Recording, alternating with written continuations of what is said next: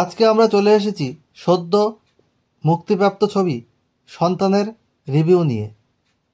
পথভ্রষ্ট সন্তানদের গালে ঠাস করে একটা চর, চোখের জলে হল ছাড়লেন অভিভাবকরা। কেমন হলো রাজ চক্রবর্তীর এই ছবি?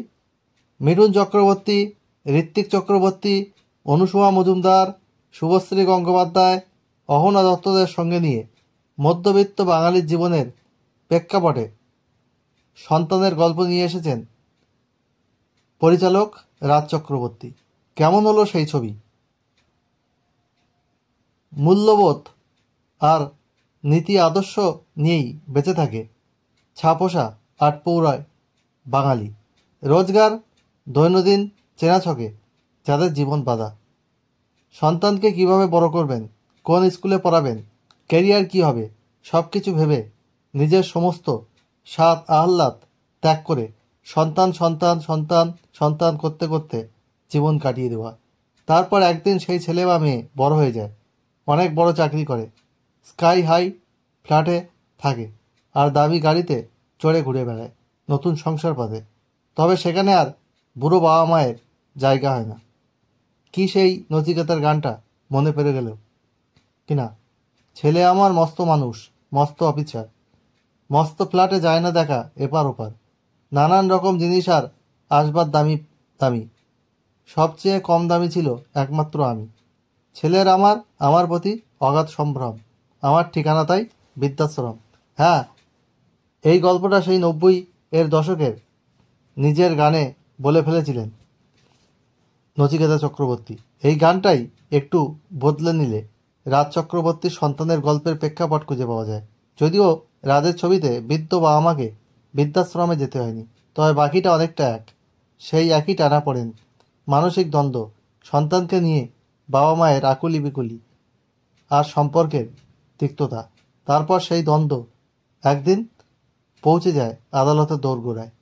কিন্তু তারপর সমস্যার কি সমাধান সম্ভব হলো? এই উত্তরটা অবশ্য আমি দেব না, তাহলে সবটা ফাঁস হয়ে যাবে। তাই এখানেই থামলাম।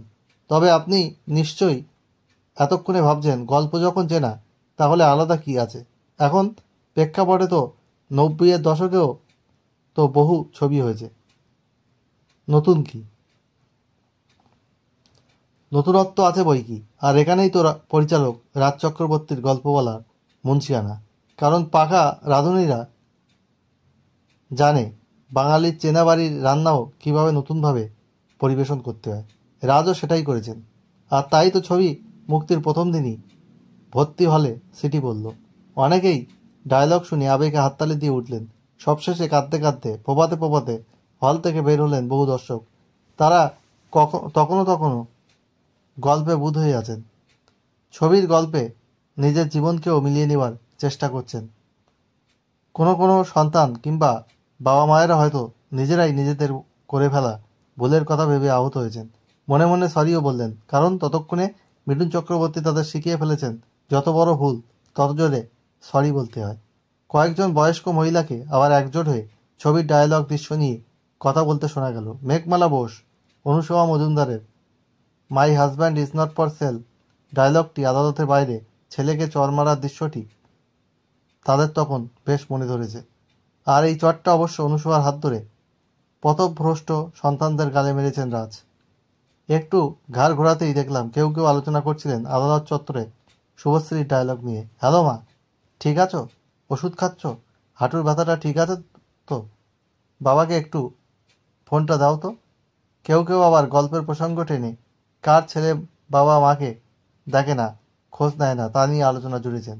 বেশ বোঝা গেল চেনা ছকে বাঁধা ফ্যামিলি ড্রামার মধ্যেই প্যারেন্টিং নিয়ে প্রয়োজনীয় বিষয়গুলো তুলে ধরতে সক্ষম পরিচালক রাজ চক্রবর্তী। শুধু ছেলে মেয়েদের ভুল নয়, সন্তানকে বড় করার সময় বাবা মায়ের অন্ধস্নেহ কতটা ক্ষতিকর হতে পারে সেটাও হালকা চালে বলে ফেলেছেন।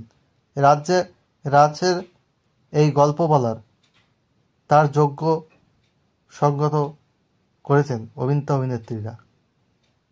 মিঠুন চক্রবর্তীর অভিনয় নিয়ে কথা বলাও ধৃষ্টতা হয়ে যায়। চরিত্রকে কিভাবে জীবন্ত করে তুলতে হয় তার থেকে শিখতে হয়। মায়ের চরিত্রে পারফেক্ট অনুসুয়া মজুমদার, আর ঋত্বিক চক্রবর্তীকে যে কোনো চরিত্রের মধ্যেই দিব্যি স্বভাবসিদ্ধ ভঙ্গিতে ঢুকে পড়তে পারেন। ঢুকে পড়তে দেখা যায়। উকিলের চরিত্রটি শুভশ্রীও সাবলীলভাবে তুলে ধরেছেন। নিজস্ব দক্ষতায় চরিত্রটি আকর্ষণীয় করে তুলেছেন খরাজ মুখোপাধ্যায়। আর নিজের চরিত্রটি সুন্দরভাবে তুলে ধরার জন্য অভিনেত্রী অহনা দত্তর প্রশংসা অবশ্যই প্রাপ্য। তাই সবশেষে পুরানো ছক হলেও রাজের কথনভঙ্গিতে মুগ্ধ বহু দর্শককেই তাই পরিবার নিয়ে আরও একবার এই ছবি দেখতে আসার কথা বলতে শোনা গেল। সব মিলিয়ে রাজের সন্তানকে 4/4 দেওয়া যায়। তাহলে আপনারা শুনলেন সন্তান মুভির রিভিউ।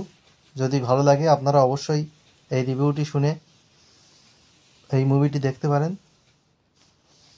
আর এই রকম মুভি আগেও অনেক হয়েছে, কিন্তু এটা একটু নতুনভাবে তুলে ধরা হয়েছে।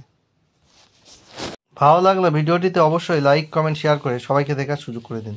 বেল আইকনে প্রেস করে রাখুন যাতে নতুন ভিডিও আপলোড হওয়ার সাথে সাথে আপনাদের কাছে নোটিফিকেশান পৌঁছে। এবং অবশ্যই চ্যানেলটি সাবস্ক্রাইব করে রাখবেন। যাই হোক, আপনারা সবাই ভালো থাকুন। এই ধরনের আলোচনা নিয়ে আমি আপনাদের সামনে আবার খুব তাড়াতাড়ি আসব। এই চ্যানেল হচ্ছে অল ইন ওয়ান। এইরকম চ্যানেল ইউটিউবে খুব কম আছে। সব ধরনের আলোচনা এখানে থাকে। নিজের লেখা গান থেকে শুরু করে ট্রাভেলিং ব্লগ, কুকিং ব্লগ, বিভিন্ন ধরনের ইনফরমেশান, মুভি রিলেটেড ইনফরমেশান সব কিছুই কিন্তু এই চ্যানেলের মধ্যে আপনারা পাবেন।